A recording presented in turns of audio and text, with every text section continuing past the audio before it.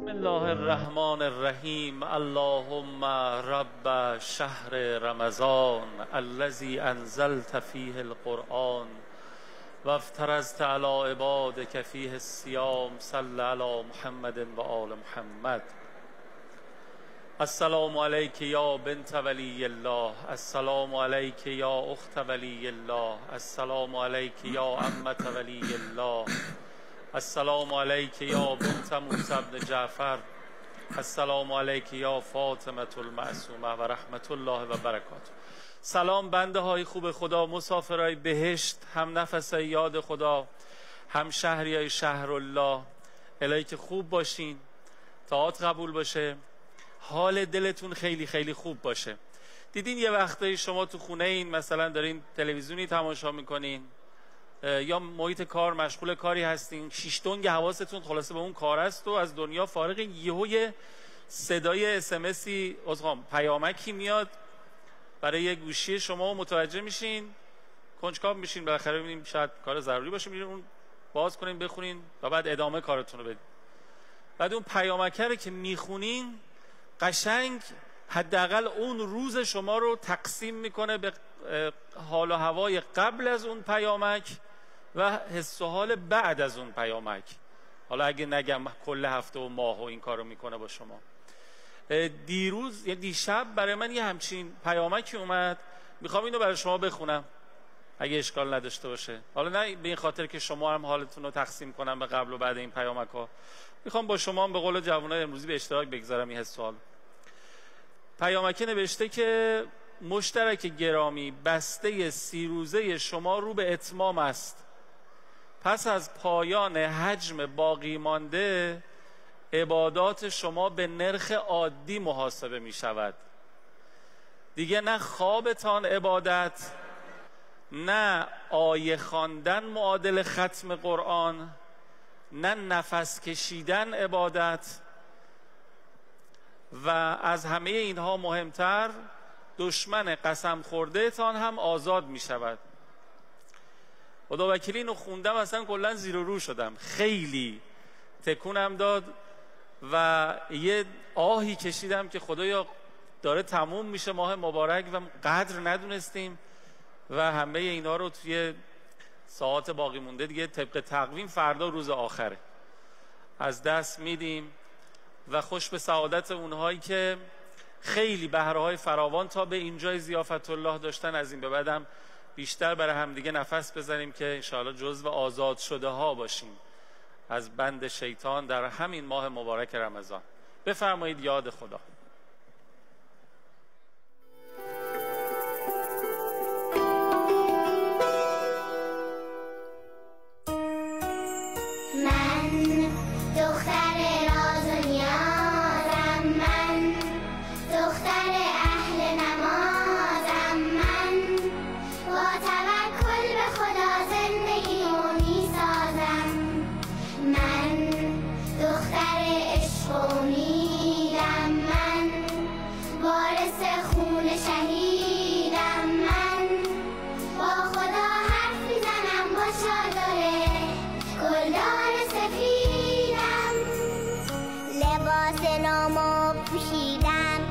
چادر نمازمم خریدم، بهترین عید زندگیمه، آخه به سن تکلیف رسیدم. چه خوبه که زندگی من همیشه رنگ خدا داره، چه خوبه تو کشوری هستم که معصومه و رضا داره، چه خوبه تو کشوری هستم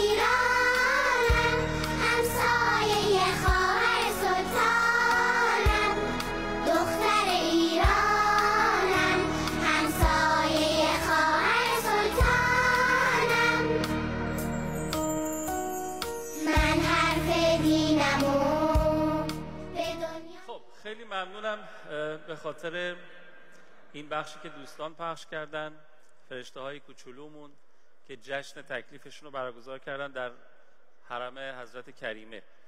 این پیامکی که براتون خوندم یه پیامک هم همین الان اومد، نوشته آقای قوامی این نکته که گفتین خیلی رو من تأثیر گذاشت، رفتم بخوابم چون یادم افتاد از فردا شب دیگه خواب عبادت محسوب نمیشه، اینجوری رفته عبادت بکنه جبران بکنه گذشتش. اینم یه جورشه. بله خب عرضم به حضور شما که آقای سید محمد علی حسینی از قم به شما تبریک میگم، شما برنده قرعه کشی روز قبل ما هستین. این پرچم یعنی مثل این پرچم که متبرک هست مدتها در گنبد حرم مطهر بوده به شما هدیه میشه. عزیزانی هم که میخوان، دو بار دیگه این امکان هستی که امروزه که فردا دیگه دست به گوشی بشین، عزیزان ظاهر هم میتونن این کارو بکنن. 301122 به این سامانه عبارت یا معصومه سلام الله علیها رو اگر دوست دارین ارسال بفرمایید که به قید قرعه انشاءالله یک پرچم متبرک آستان هم به شما با افتخار هدیه بکنیم. سلام علیکم استاد محمدی شارودی عزیز و گرانقدر، خوش آمدید، قبول بشه. سلام علیکم و رحمت الله. خیلی ممنون، متشکر، مخلص. اعوذ بالله من الشیطان الرجیم. بسم الله الرحمن الرحیم.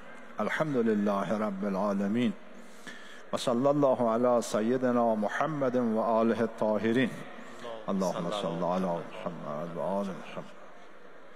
عرض سلام و ارادت دارم محضر دوستان عزیز بیننده و عزیزانی که در خدمتشون هستیم. با آرزوی سلامتی، طول عمر، توفیقات رو افزون، قبولی طاعات، عبادات، نماز روزه هایی که تا این روزهای آخر انجام دادن و انشاءالله برخورداری از فیوزات و برکات امشب که شب بسیار عزیز و شب بسیار مهمی است که در روایت داریم که خداوند در شب‌های ماه مبارک رمضان در هر شب حالا هزار داره، چون دیگه بالاتر از این رقم اون موقع قابل تصور براشون نبود، از آتش جهنم آزاد میکنه. روزهای جمعه هر ساعتی همین تعداد، شب آخر و روز آخر که امشب و فردا باشه به تعداد همه روزها و همه شبها که آزاد شدن یک جا آزاد میکنه. از امشب و فردا، فردا شب عید فطر، نه امشب و فردا روز آخر، امشب شب آخر، فردا روز آخر، به تعداد کل مدتی ماه مبارک که خدا بخشیده امشب و فردا میبخشه. یک جا فردا، امشب و فردا میبخشه. انشاءالله که دوستان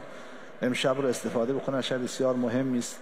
شما از اول ماه مبارک رمضان این دعا رو میخوندید: اعوذ بجلال وجهک الکریم ان ینقضی عنی شهر رمضان او یطلع الفجر من لیلة هذه ولک قبلی تبعة او ذنب تعذبنی علیه. به تو پناه میبرم که ماه رمضان تموم بشه و من پاک نشده باشم و هنوز گناهی بر من باشد که تو بخوای به خاطر اون گناه منو عذاب کنی. نه کل ماه مبارک رمضان همین یک شب، همین شب که امشب باشه. این دعا رو انشاءالله با توجه دوستان خواهند خوند. انشاءالله که بهترین بهره رو از این امشب و فردا شب عید فطر هم بسیار شب عزیز و شب مهمی است، انشاءالله دوستان بهره خواهند برد و در واقع باید اون کمبودها رو که تا حالا موفق نشدیم در این شب عزیز و فردا کمبودها رو جبران بکنیم و اون عقب ماندگی ها رو در این فرصت باقی مانده انشاءالله جبران کنیم که امکانش هست، چون با کریمان کارها دشوار نیست، راحت میشه انجام داد. خیلی خوب. پس من سوال اولی که میخواستم بپرسم شما به نوعی پاسخ دادید. میخواستم بگم که طبق تقویم امشب پس شب آخر ماه مبارک رمضانه و فردا روز آخر و احتمال مشاهده ما هم حتی با چشم غیر مسلح فردا شب خیلی زیاده. بله فرمودن که هستش. و میخواستم بپرسم که امشب و فردا چی کار بکنیم که فرمودین؟ نه من کاراشو نگفتم.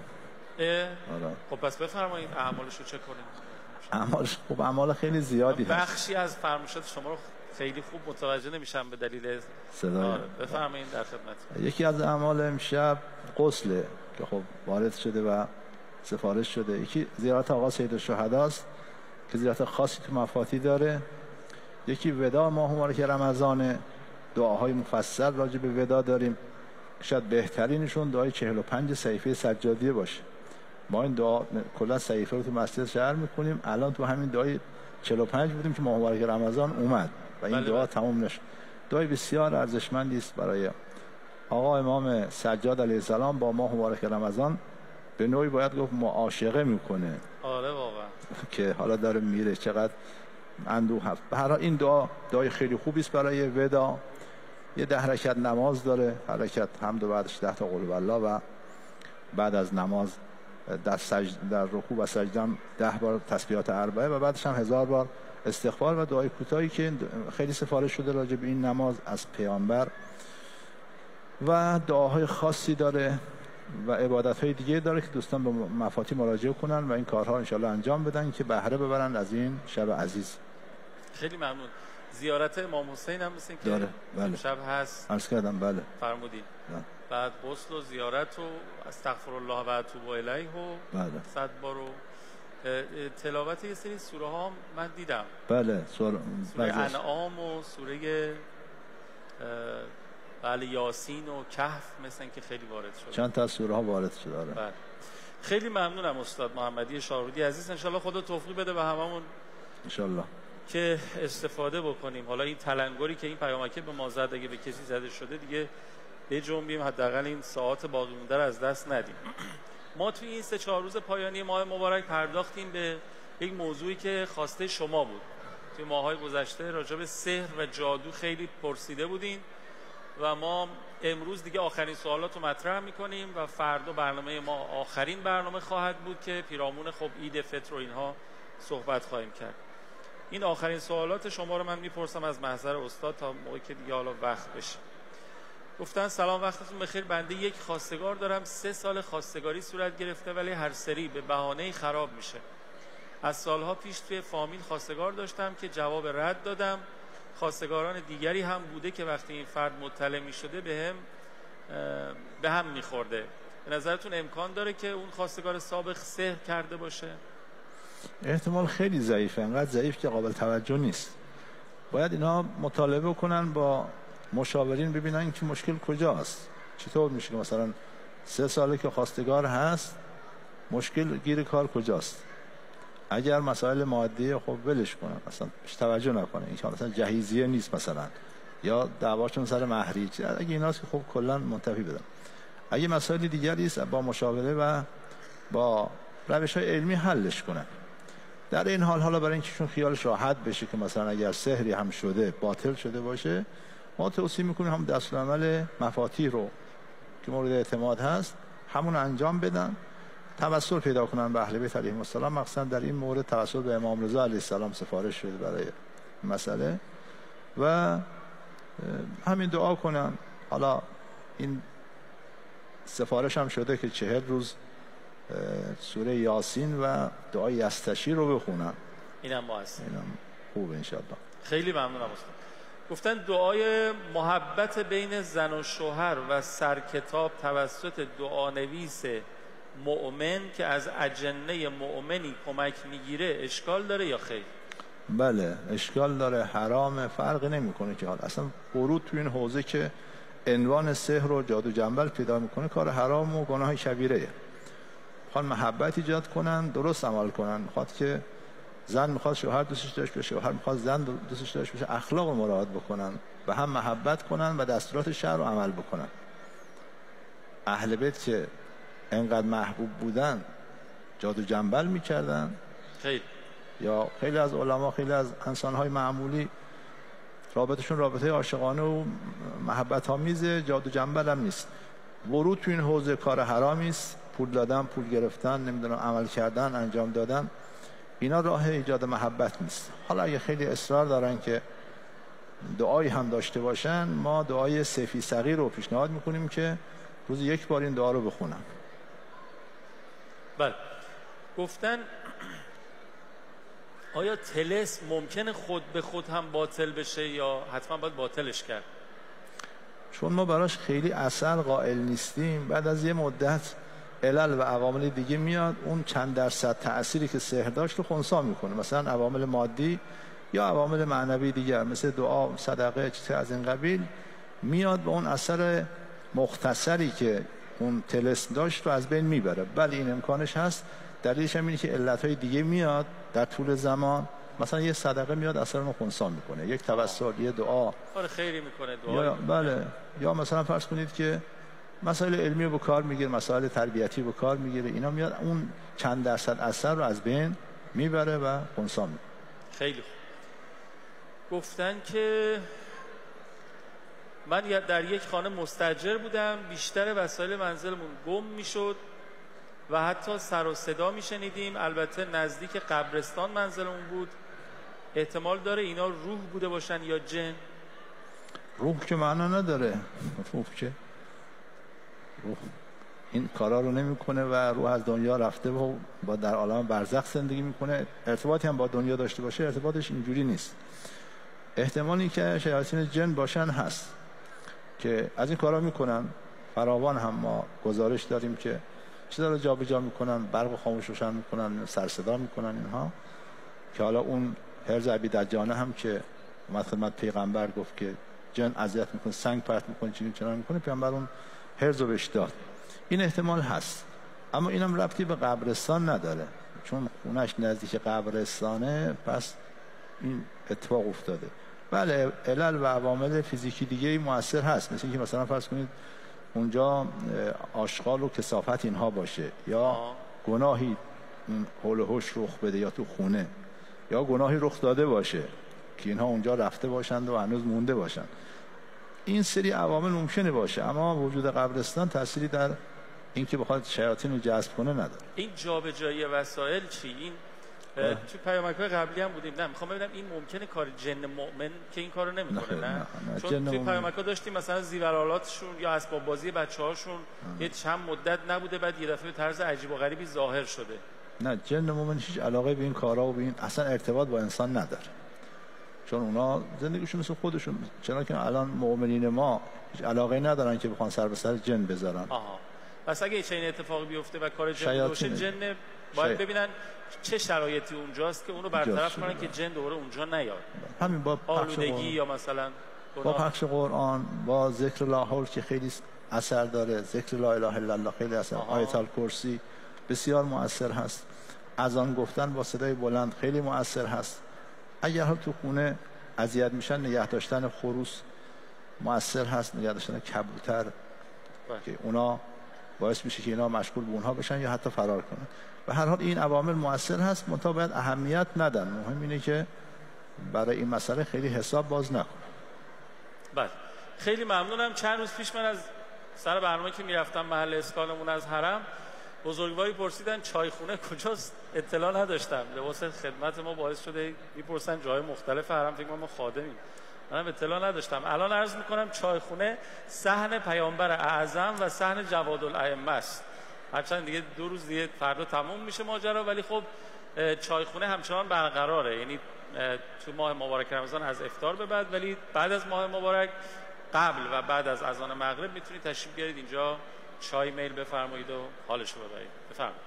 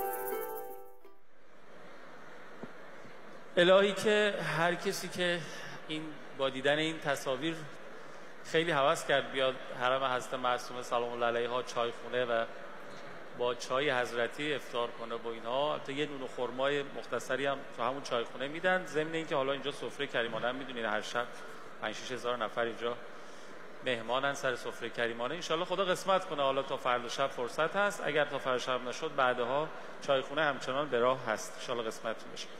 خب یه بار دیگه داوری کنم تا اذان مغرب فرصت دارید به 301122 عبارت یا معصومه سلام الله علیها ارسال بفرمایید برای دریافت این پرچم متبرک که مدت‌ها در گنبد حرم مطهر بوده، انشاءالله به قید قرآن یک نفر ما تقدیم میکنیم با احترام.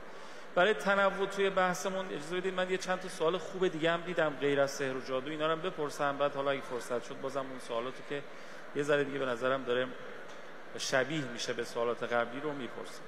گفتن آیا امام زمان علیه السلام ظهور کنن سلاحشون موشک و اتم و اینهاست یا همون شمشیر رو با اسب و اینا ظهور؟ در این باره روایات دو دسته میشن. یک دسته روایات که داره قیام به سیف، امام با شمشیر قیام میکنه. یک دسته یه روایت داره که با پیشرفته ترین سلاح امام قیام میکنه. اگه بخوام بگیم قیام به سیف، مثلا کسی بخواد شمشیر با شمشیر بخواد امام قیام کنه، خب کافیه که یه تانکی بره یه لشکر 1000 نفره شمشیر به دستش کار کنه، همه رو درو کنه دیگه، یا یه بمب بندازن، یه بمب اتم بزنن کل شهر رو نابود کنه. با شمشیر که نمیشه کاربردی نداره دیگه. اگرم بگیم که پیشرفته‌ترین سلاح، یعنی مثلا این سلاح‌های مخربی که الان هست، سلاح کشتار جمعی، مثلا الان مال قبل از انقلاب شنیدم آمریکا انقدر بمب اتم داره که میتونه کل کره زمین رو 25 بار نابود کنه. اون موقع شورایی مثلا 17 بار. امام زمان با سلاحی میاد که 100 بار کل زمین رو نابود کنه. وقت میخواد امام کی باشه؟ وقت عدالت. امام میخواد بیاد جهان رو از عدل و داد کنه، نه اینکه انسان‌های بیگناه، زن و بچه، مثلا فلسطین چی میگذره؟ بچه‌ای که تازه حالا به دنیا آمده هنوز بهره از عمرش نبرده، یا اون خانمی که تو خونش داره زندگی میکنه، نه اهل جنگ نه اهل سیاسته. اینا این ظلم و این جور اینجوری میخواد باشه که اون وقت چطور میتونه جهان رو پر از عدل و داد کنه؟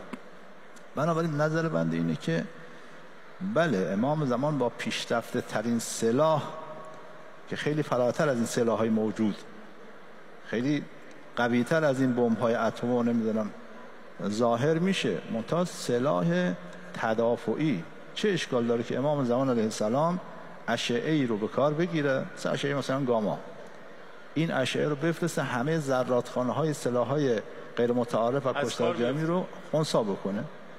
وقتی سلاح کشتار جمعی ظالمانه دیگه باقی نمیمونه، وقت اصلا میشه اسلحه عادلانه. سربازا با هم میجنگن، میکشند و کشته میشن.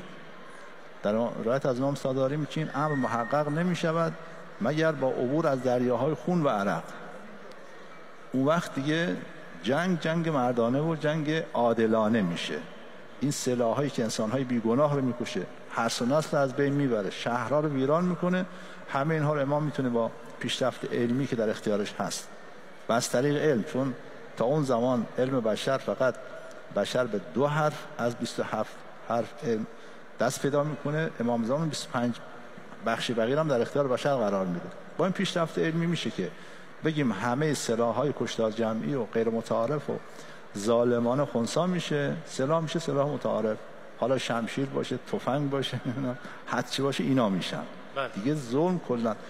بنابراین به نظر ما امام زمان علیه السلام با پیشرفته ترین سلاح ظهور میکنن. اما اینکه قیام به سیف معناش این نیست که حتما شمشیر باشه. سلاح اسلحه وقتی که قیام 2 نوع بود، قیام غیر مسلحانه، قیام مسلحانه. به قیام مسلحانه میگفتن قیام به سیف. در گذشته منجنیق بود، نیزه بود، گرز بود، و همه اینا میگفتن قیام به سیف. بنابراین امام قیام مسلحانه خواهد داشت 100%، با پیشرفته ترین سلاح هم ظاهر خواهد شد بازم 100%، منتها سلاحی که عدالت و اون اهداف امام زمان علیه السلام درش لحاظ شده باشه. بله. حالا اینی که یه نکته اینی که فرمودید امام در واقع از این در واقع امکان و قابلیت استفاده میکنن، ممکنه سلاحی داشته باشن که سلاحهای کشتار جمعی اونا رو از کار بندازه و اینها. زمان امام خب بله این امکاناتی که ایشون دارن محقق. تا قبل از رسیدن به ظهور امام زمان بالاخره یه قومی، یه جامعه‌ای باید باشن که زمینه سازی بکنن و اتفاقا اینا هم نیرومند باشن، قدرت و قوت نظامی هم داشته باشن. الان یکی از مسائل که قدرت بازدارندگی ایجاد میکنه برای کشورها داشتن بمب اتمه. خب چطوری میشه که با نداشتن بمب اتم قبل از ظهور امام زمان، حالا مایی که داریم زمینه سازی میکنیم، بدون داشتن چنین وسیله‌ای که میتونه قدرت بازدارندگی برای ما ایجاد بکنه، در ضمن مقابله هم بکنیم با دشمنان دنیا که تا اینجاها تا بالا گلو تجهیزات و تسلیحات اتمی دارن و استفاده نظامی هم میکنن. اولا ما قبول نداریم که بمب اتم بازدارنده باشه، بلکه خودش خطری است که تهدید میکنه اون کشوری که داره، بازدارنده نیست. چون چطور میتونن تو این شرایط فعلی چطور میشه از بمب اتم استفاده کرد؟ هر جا که استفاده بکنن شعاعش دامن خودشون هم خواهد گرفت، ترکش خودشون هم خواهد گرفت، ضمن این که امکان استفادهش. پس بازدارندگی بمب اتم رو ما قبول نداریم. ثانیاً اون چیزی که مهمه اینه که اون قوه رو داشته باشن و اعدوا لهم ما استطعتم من قوه و من رباط الخیل ترهبون به عدو الله. این توانایی ساختن بمب اتم رو دارن، موشک‌هایی دارن که میتونن اون سر جنگیشو بمب اتم بذارن، همین تواناییشو دارن. اگر بخواد پاش بیفته در عرض یک هفته این کارو میکنن. خود این بازدارنده. میگن نریم جلو، نریم جایی که اینها بخوان از این سلاح استفاده بکنن. درست. این نیرو و این قوه بازدارنده، اما بالفعل لازم نیست که باشه. همون که مقام معظم رهبری هم فتواشون اینه که چون به هر حال عده انسان‌های بیگناه کشته میشن که هیچ توجیهی براش نیست، مگر از باب اینکه حالا بخوان از باب دفع افسد به فاسد باشه. بنابراین اولا که بازدارندگیشو قبول نداریم. ثانیاً مهم اینه که اون توانایی باشه به لحاظ هم علمی و تخصص و فناوری، هم به لحاظ اون اعتماد و اون باور و خدمت شما عرض کنم که اون تعهد و اون ایده و انگیزش وجود داشت. کسانی که الان شما ببینید تو دفاع مقدس، خب عراق همه چی داشت، افسران و سرهنگ‌ها اینا می آمدن، ولی در مقابل یک بچه بسیجی ما زانو می‌زدن. مثلا داشته هامون قابل قیاس نبود، داشته های نظامی و تجهیزات. ولی این ایمان و این باور و این تعهد کارهایی میکرد. الان شما در یمن چه؟ همین الان جلو چشممونه دیگه. مگه الان کل اروپا و آمریکا و اسرائیل و اینا با یک گروه در افتادن نتونستن هنوز اونا رو شکست بدن، به خواسته هاشون نرسیدن. اینا مهمه، این روحیه مهمه، این ایمان مهمه. این سلاح ایمان میلیون ها بار از اون سلاح های عجیب و غریب کاراتره. اللهم ارزقنا همه سلاح های مورد نیاز که مهمترینش سلاح ایمان و استقامت و این هاست برای همه جبهه مقاومت انشاءالله. خب گفتن که پدر مادری که فوت کردن همچنان میتونن دعا کنن و آق کنن ما رو؟ بله، دعای پدر و مادر بعد از مرگشون هم در حق فرزندشون مستجابه. داریم که اگه حاجتی دارید برید به زیارت قبر پدر و مادرتون، براشون خیرات بدید و اونجا دعا کنید و از اونها بخواید که از خدا بخوان که حاجتتون رو بدن. و چنان که ممکنه کسی در زمان حیات پدر و مادر عاق نباشه، به اصطلاح بار به والدین باشه، نیکو باشه، بعد از رحلت پدر و مادر کلا دیگه فراموششون کرده، نه به زیارت قبرشون میره، نه خیرات براشون میده، نه حقوقشون رو ادا میکنه. بعد از مرگ پدر و مادر عاق میشه. عکسش رو هم داریم، کسی در زمان حیات پدر و مادر عاق والدین بوده، اذیت کرده، احسان نکرده، احترام نکرده، ازش ناراضی بودن، از دنیا رفتن. حالا پشیمون کرده، شروع میکنه کارهای خیر انجام دادن، حقوقشون رو ادا میکنه و براشون خیرات و مبرات میفرسته. بعد از مرگ پدر و مادر از عاق بودن بیرون میاد و بار به والدین میشه. دو طرفش داریم تو روایات. خیلی ممنونم استاد. گفتن اگه آدم روزه بگیره ولی نماز نخونه چی میشه؟ خب روزش هست، نمازش رو نخونده، بنابراین روزه قبول نمیشه، ولی آثار دیگه‌ای داره. مثلا این روزه قضا نداره، کفاره نداره. اگر نماز نمیخوند، روزه هم نمیگرفت، بعد که پشیمان میشد و توبه میکرد، بعد علاوه بر نمازها که قضا میکرد، همه این روزها رو هم قضا میکرد و کفاره هم میداد. به ازای هر روز 60 روز باید کفاره میداد، ضمن این که گناه کبیره هم انجام داده بود. کسی که روزه میخوره گناه کبیره انجام میده. اگر بخواد روزه خوردنش هم آشکار باشه، کبیره بر کبیره، ضرب در یه ضریبی هم پشتش میاد.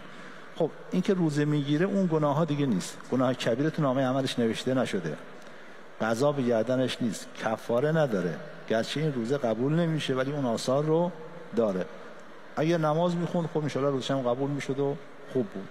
پس نماز جای خودش، روزه هم جای خودش. نگیم وقتی که تو نماز نمیخونی پس روزه هم نگیر، یا تو که روزه نمیگیری پس نماز هم نخون. گاهی میگن که وقتی که تو جامعه حجاب مراد نمیشه، شما چرا امر معروف از منکر جای خودش، حجاب هم جای خودش. این فلانی دزدی کرده، فلان مسئول فلان خطا رو کرده، پس شما چی داره؟ اون خطا کرده، اون گناه کرده، گناهش هم گناه بزرگی است، اما چه ربطی به این داره که شما حجاب تو مراعات نکنی؟ چه ربطی به این داره که شما دروغ بگی؟ اینا نباید قاطی کرد. نماز جای خودش، روزه جای خودش. بله، قبولی اعمال به قبولی نمازه. اگه نماز قبول نشه اونها قبول نمیشه. منتها فرق است بین قبولی و بی اثر بودن. بعضی خیال میکنه وقتی میگیم قبول نمیشه یعنی بی خاصیته، هیچ فایده ای نداره. نه، فایده داره، فایده های زیادی داره، فقط قبول نمیشه. یه بنده خدای چند سال پیش روزه میگرفت ولی نماز نمیخوند، علتشو پرسیدم، این چی گفت؟ بابا روزه خیلی فایده داره، برای تناسب اندام خیلی خوبه، نمیدونم من همیشه روزه ناراحتی معده دارم ولی با اینکه روزه میگیرم بعد تا چند ماه بعد ماه رمضان وضعم خوبه، مثلا سر حالم سبک میشم فلان میشم. نماز که این فایده رو نداره. نه البته روزه رو باید یعنی فواید مادی رو چون ملموس میدید انجام میداد روزه رو، ولی نماز رو مثلا نه، روزه باید برای خدا باشه. اگه برای خدا نباشه روزه باطل. خیلی ممنونم استاد. گفتن یکی از علما گفتن خونه ما محل ورود اجنه است و در منزلمون رفت آمد میکنن. اون عالمه بهشون گفتن باید محل سکونتتون رو تغییر بدین. با این وجود والدین ما پیر هستن و ما امکان جابجایی هم نداریم. حالا چیکار باید بکنیم؟ خب از همون عالم میپرسیدن چیکار کنیم؟ چیکار کنیم که مشکل حل بشه؟ اما من عرض کردم که میتونن که با قرآن پخش کردن، با اذان گفتن، با اسفند و کندور دود کردن، خروسی مثلا نگه دارن اونجا، پدر مادر پیر ذکر بگن، ذکر لا حول و ذکر لا اله الا الله، با این روش ها و اینکه قرآنی همراهشون باشه، کنارشون باشه، حرز امام جواد داشته باشن، با این کار دفع میشه. اهمیت هم ندن. حالا فرض کن که گربه میاد تو خونه، شما باید در همین حد برای جن حساب باز کنن. اینو تکرار میکنم. بله. در حد یه گربه که اومده تو خونه، مثلا فرض کن ظرفی شکسته یا چیزی جابجا کرده، در این حد براش حساب باز کنن. اگر خیلی حساب باز کنن کار سخت میشه. خیلی ممنون استاد. دعامون کنین که خداحافظی بکنیم. یادتون باشه امشب شب آخر ما رمضان دیگه. دعایی که بسم الله. رب صلی علی محمد و آل محمد. خدای به حق پیامبر و اهل بیتش آنچه که در این ماه مبارک رمضان از احسان و نیکی و خیر و برکت و همه بندگان خوبت از جمله اولیاءت امام زمان و همه عنایت فرموده، به این جمع حاضر و همه عزیزان بیننده هم مرحمت بفرما. هر شر و بدی که در این ماه و در همه ایام سال از همه دوستانت، از همه اولیاءت، از همه روزدارانت برطرف فرموده، از این جمع و دوستان بیننده هم برطرف بفرما.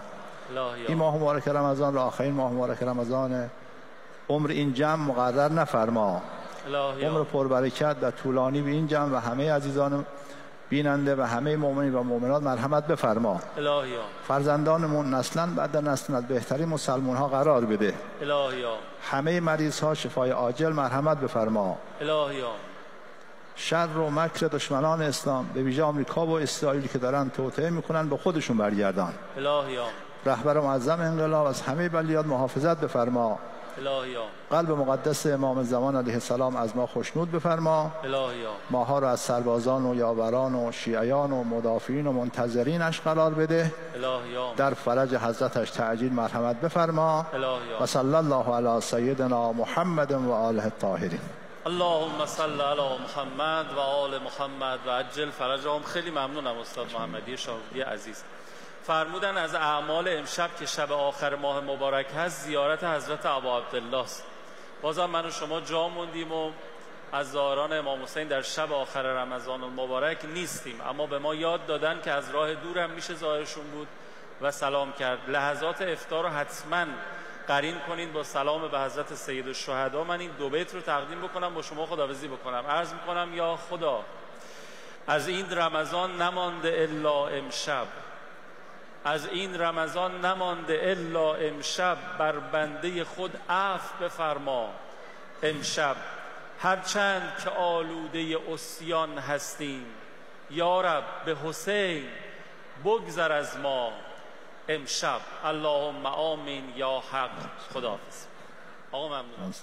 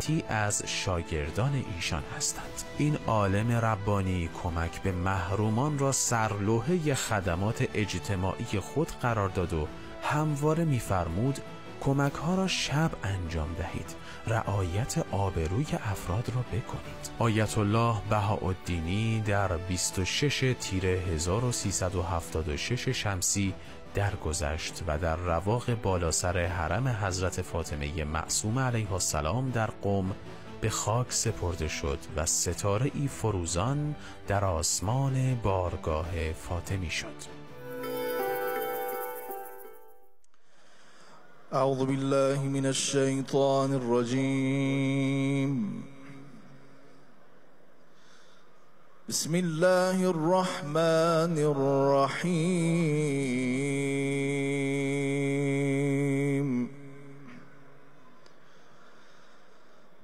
سبح لله ما في السماوات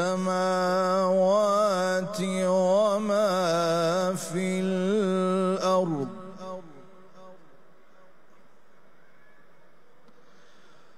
وهو العزيز الحكيم.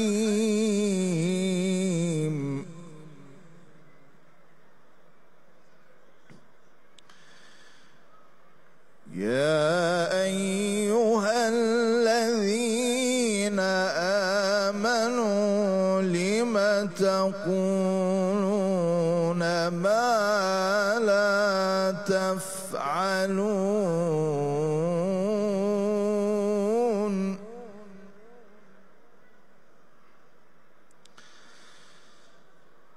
كبر مقتا عند الله أن تقولوا ما لا تفعلون.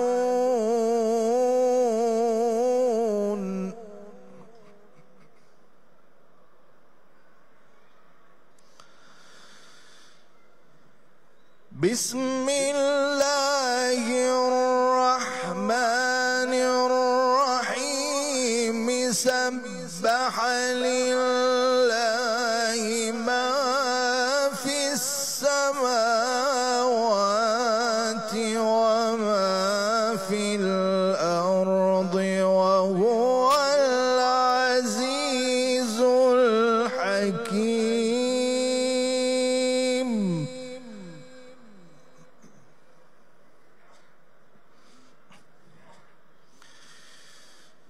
يا أيها الذين آمنوا لم تقولون ما لا تفعلون.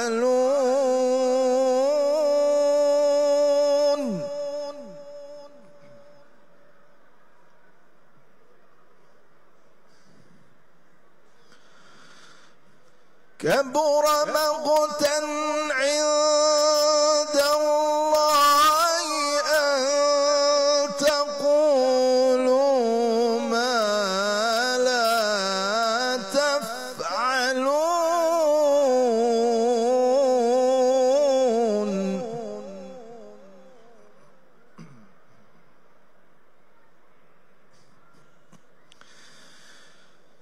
إن الله يحب الذين يقاتلون في سبيله صفا كأنهم بنيان مرصوص.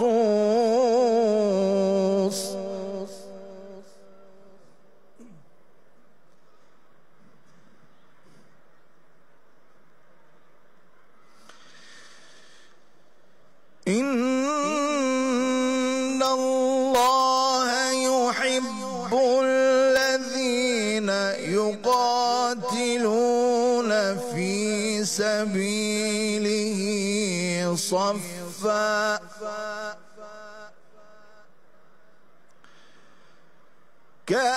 كأنهم بنيان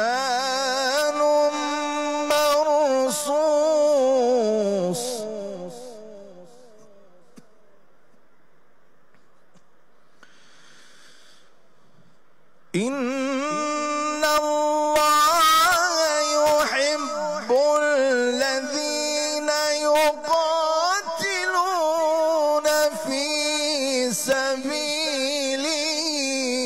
صفا كأنهم بنيان مرصوص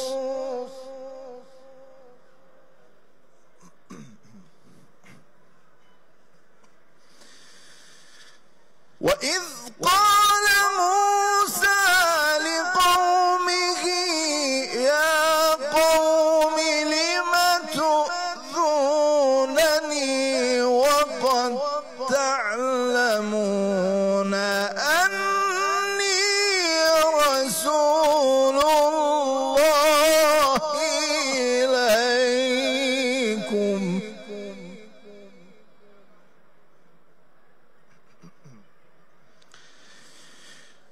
وإذ قال موسى لقومه يا قوم لم تؤذونني وقد تعلمون أني رسول الله إليكم فلما زاغوا أزاغ الله قلوبهم والله لا يهدي القوم